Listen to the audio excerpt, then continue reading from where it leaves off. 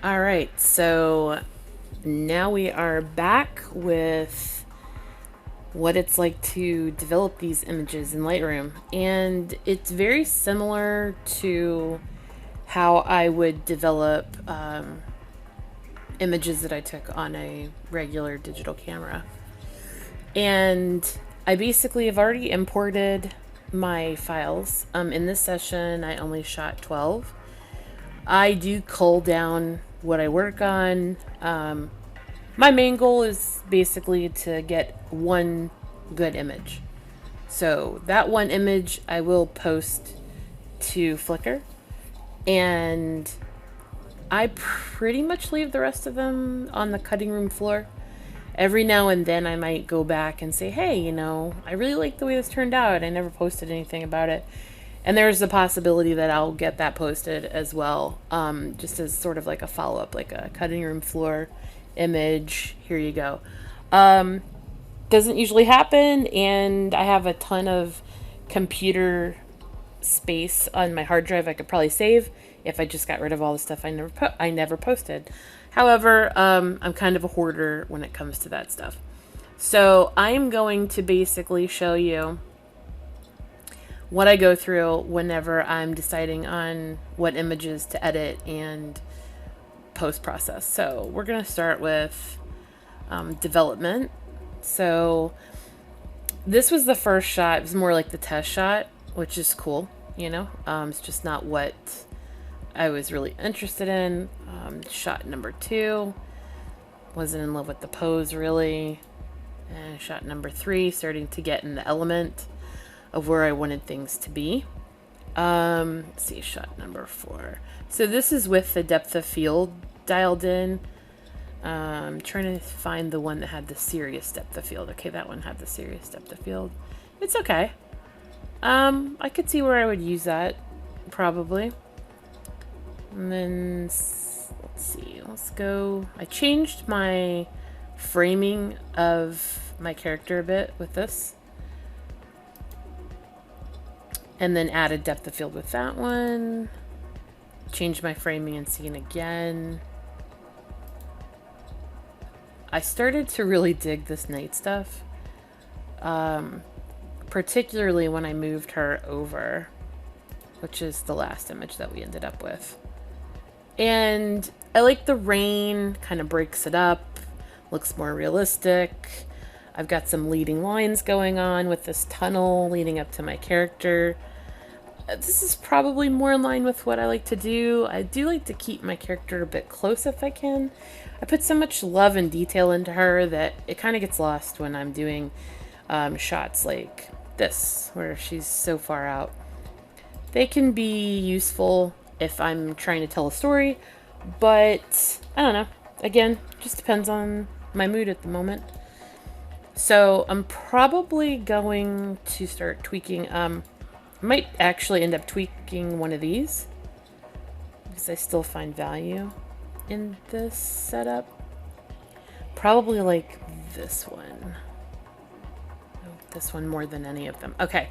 Now, mind you, too, I also have years worth of Lightroom presets saved up. Some of them I've purchased, some I've created myself. It's just a plethora of items. So there's all kinds of stuff. I generally know what it is, but it renders differently depending on the image, the starting point. So these are some of Greg Noir's black and white, his ninja pack. Pretty interesting, but I don't usually tend to gravitate towards black and white. So again, just depends on what's going on, where my mood is. These are presets that I touched in many different ways, and they work for a lot of different types of scenes. Where you'll typically see me go to are surreal, realistic, and comic book type. I actually label them comical. Totally comics, light comics, all of that. Totally Comics. Oh, that's a nice one. It sort of mutes the entire scene though. Has no real pop. That's what I call surreal.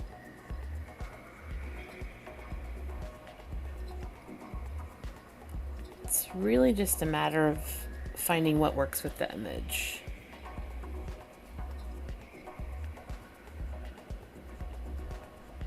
Can I go heavy on saturation? Can I go heavy on texture, clarity? You know, I'm not sure if you're familiar with Lightroom, but it's a great tool. It saves photographers a ton of time, and it keeps us consistent. When you're supplying a client with a series of images, it could be 10 images, it could be 200. There's a lot to be said about being consistent from image to image in the style and the look that you're producing. Some people think that doing this is not okay as far as photography goes. You know what? When we sent our film to the lab and we relied on a guy using the machine to dial in that extra cyan, dial in that extra magenta, you know, putting filters on things, he was doing the same thing. It's no different. So we're just doing what his job used to be. I actually used to stand behind the guy and tell him what to dial in as he was processing my film. So let's see. I'm going to go with Totally Comics. I kind of like the way that one renders. And then I did kind of like this one as well. Probably going to stick with that because I like the way that it renders. And then going completely opposite from where I started with a lot of light, I'm going to do a lot of dark. It's going to require, I can't use, see, if I use Totally Comics, it's going to go super dark. So these presets don't work the same for every image. Like I said before, it just depends on the image. Surreal's kind of cool. It does flatten out that lighting a bit.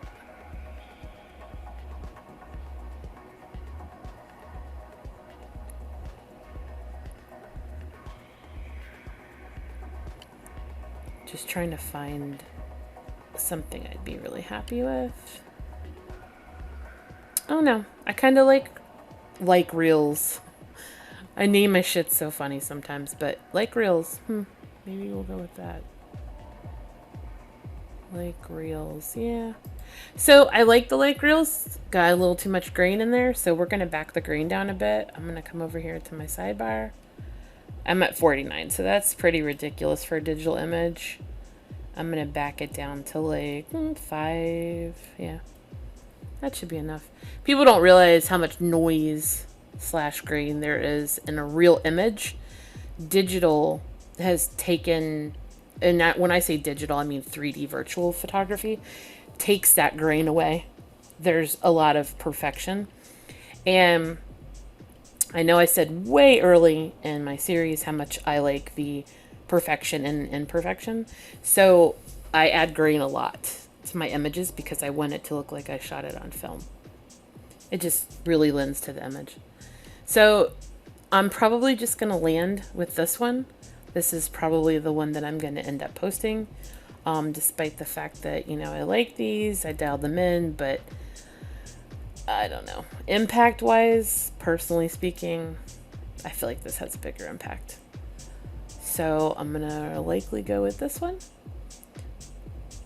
And whenever I save out, I literally just select all the ones that I edited, export, again, highly organized, have it all set up already, export it out to my processed folder.